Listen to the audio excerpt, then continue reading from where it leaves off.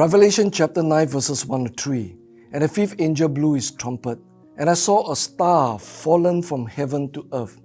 And he was given the key to the shaft of the bottomless pit.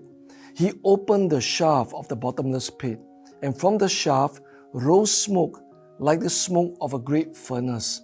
And the sun and the air were darkened with the smoke from the shaft. Then from the smoke came locusts on the earth, and they were given power like the power of scorpions of the earth. We are familiar with the Old Testament stories of Jacob's ladder and the Tower of Babel. These stories are fascinating reads. Even children love them. There is an air of mystery surrounding them. In the story of Jacob's ladder, Jacob had a dream. In a dream, he saw a ladder set on the earth, and the top of it reached to heaven. And the angels of God were ascending and descending on it. And the Lord God stood above the ladder. Jacob was certain that it was not just a dream. There was more to it. He was convinced that God's presence was there and the angelic activities were real. He called that place Bethel, the house of God. And then he added that it was the gate of heaven. That the place is the gate of heaven is a very interesting observation. Jacob figured that there was an open portal at Bethel. It was a special geographical location where a gateway connecting earth to heaven was situated. It gives the idea that the door of access into the heavenly realm cannot be found everywhere and anywhere. There are designated locations.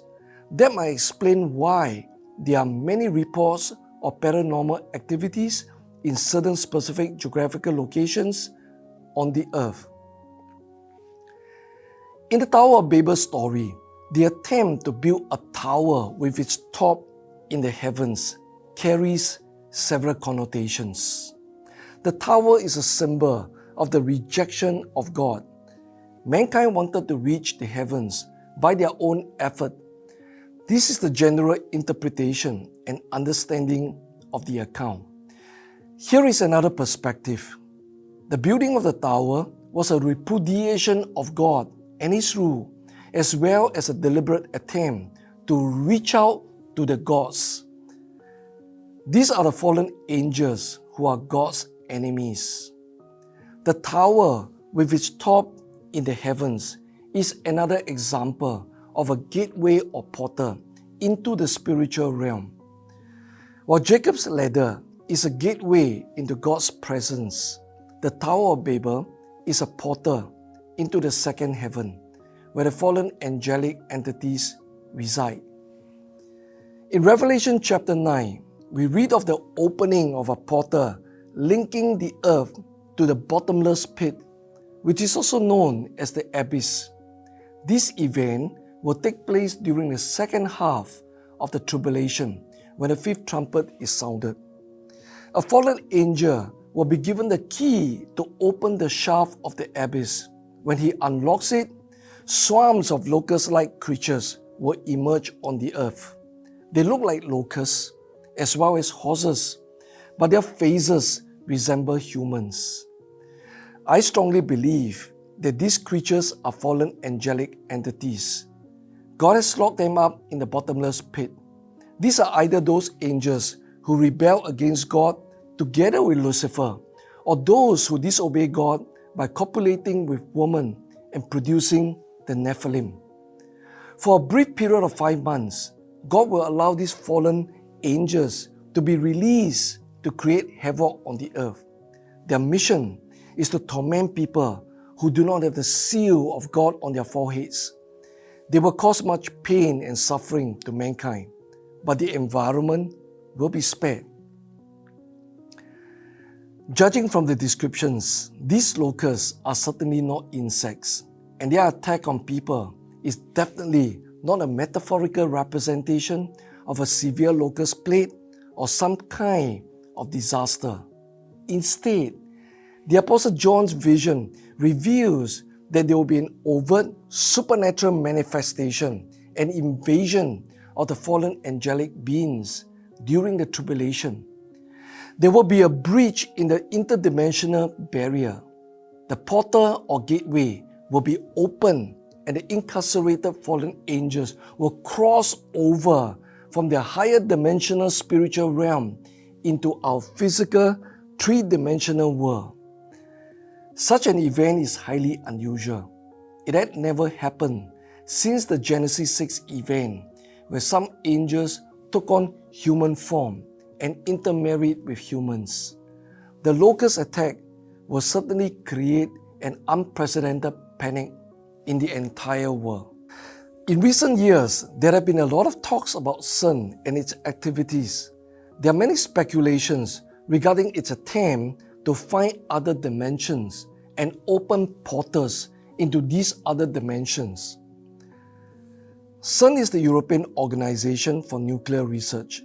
It is home to the Large Hadron Collider, the largest and most powerful particle accelerator ever built. When you go to the homepage of CERN, you'll be greeted with this statement: at CERN, we probe the fundamental structure of the particles that make up everything around us. We do so using the world's largest and most complex scientific instruments. The homepage goes on to say, physicists and engineers at CERN use the world's largest and most complex scientific instruments to study the basic constituents of matter. Fundamental particles, subatomic particles, are made to collide together at close to the speed of light. The process gives us clues about how the particles interact and provides insights into the fundamental laws of nature. We want to advance the boundaries of human knowledge by delving into the smallest building blocks of our universe. In 2012, CERN made a breakthrough discovery of the Higgs boson, often dubbed the God particle. It is a force-giving particle without which no particles would have mass and the world as we know it would not exist. Hence, the nickname God particle.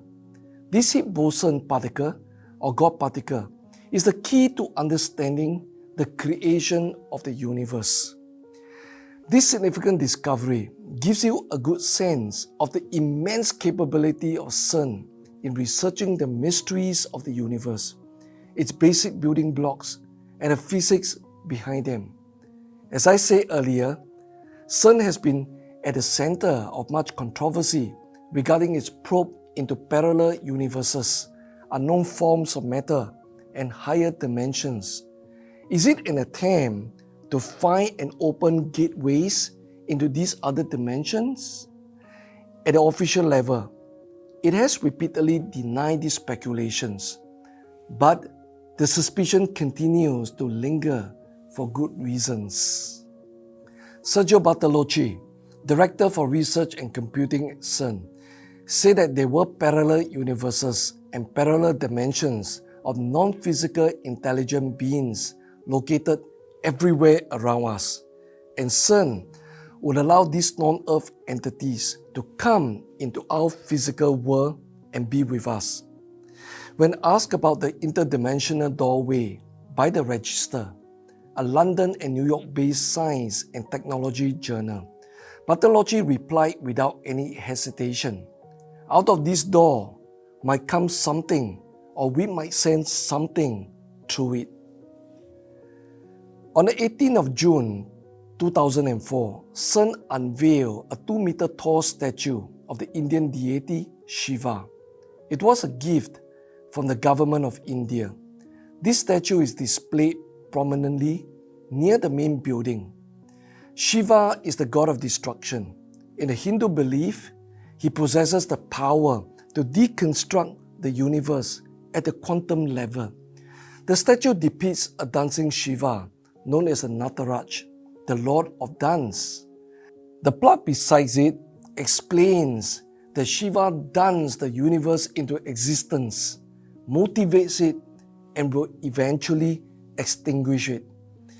Many people, including non-religious groups, have questioned CERN's motivation in displaying the statue so prominently in its compound?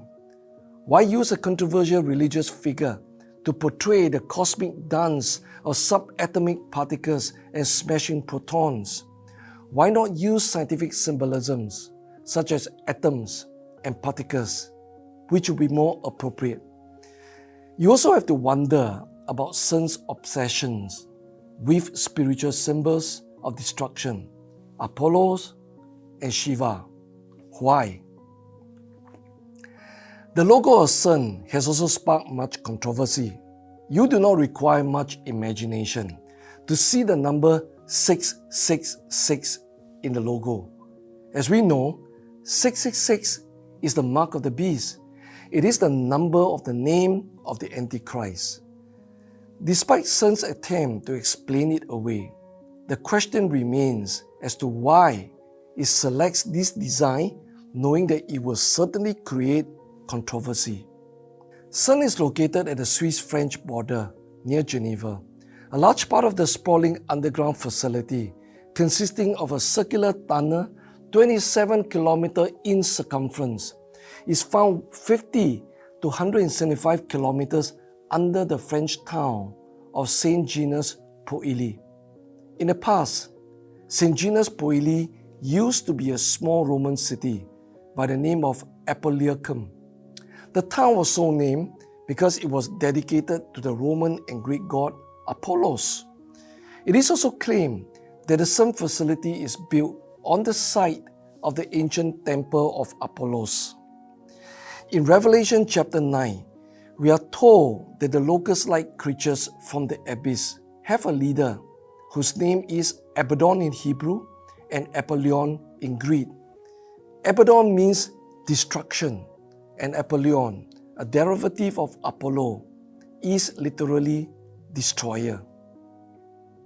The spiritual significance of CERN's location and its association with Apollos, Apollyon, and Shiva, all gods of destruction, cannot be missed. Are all these a coincidence or done deliberately? Could CERN be the means by which the portal into the spiritual dimension be opened? Can CERN be the gateway through which the incarcerated fallen angels in the bottomless pit will emerge during the tribulation? We cannot be sure, but it is possible. I always say that the natural and supernatural realms exist in a continuum, and the domains of science and the supernatural are not mutually exclusive. With continual rapid advancement, someday in the future, science will be capable of answering at least some of the mechanics of the spiritual world. My point is the speculations that CERN could be the agency through which Apollyon and the fallen angelic horde of locusts break into our three-dimensional world cannot be dismissed. I'm not saying that this speculation is true, but it is possible.